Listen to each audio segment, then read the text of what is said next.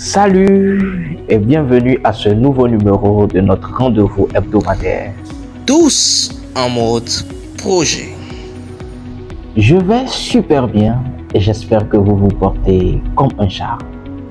Sans plus tarder, allons à la découverte de la thématique qui nous réunit aujourd'hui et son contenu. Oui, aujourd'hui, nous parlons du 7e terme de Prince de progression. Donc, la progression est la mesure de la réalisation des objectifs d'un plan. Elle peut être surveillée au niveau lot de travaux, séquences et projets. Donc, qu'est-ce que le contrôle de la progression? Le contrôle de la progression s'assure que pour chaque niveau de l'équipe projet, le niveau supérieur peut surveiller la progression, comparer le niveau de réalisation au plan, examiner les plans et les options par rapport aux situations futures, détecter les problèmes et identifier les risques, engager des actions correctives, autoriser du travail supplémentaire. Qu'est-ce qu'une tolérance? Une tolérance est une déviation admissible au-delà et en deçà des estimations de délai, périmètre, risque, coût, qualité et bénéfice. Qu'est-ce qu'une exception? Une exception est une situation où une déviation au-delà des niveaux de tolérance convenus est prévisible.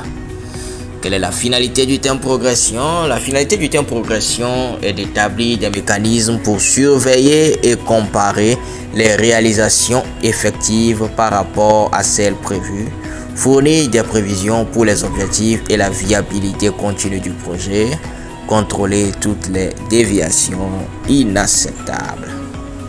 Donc, les tolérances sont les marges de manœuvre définies pour chaque niveau de projet.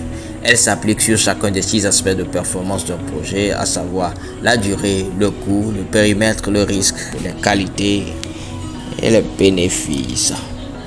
Donc, ce schéma illustre les tolérances et les rapports correspondants. Ok. Donc, quels sont les produits de management et contrôle de la progression?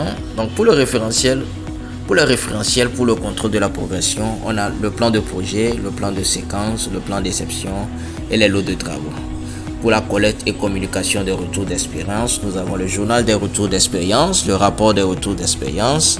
Pour la vérification de la progression, nous avons le journal de projet, le registre des incidences, le rapport d'état du produit, le registre qualité et le registre des risques.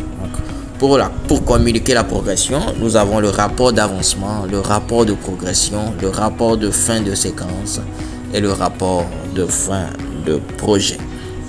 Donc, quelles sont les exigences minimales à satisfaire pour le terme progression? Nous avons défini l'approche de contrôle de la progression dans la DIP. Le projet est géré par séquence, 2 séquences au minimum. Définir les tolérances pour permettre l'application du principe management par exception. Revoir la justification pour l'entreprise lorsque les exceptions sont signalées et tirer les leçons concernant la progression. Merci et à la prochaine. Merci beaucoup pour l'attention que vous nous avez accordée. Prenez soin de vous et rendez-vous au prochain numéro.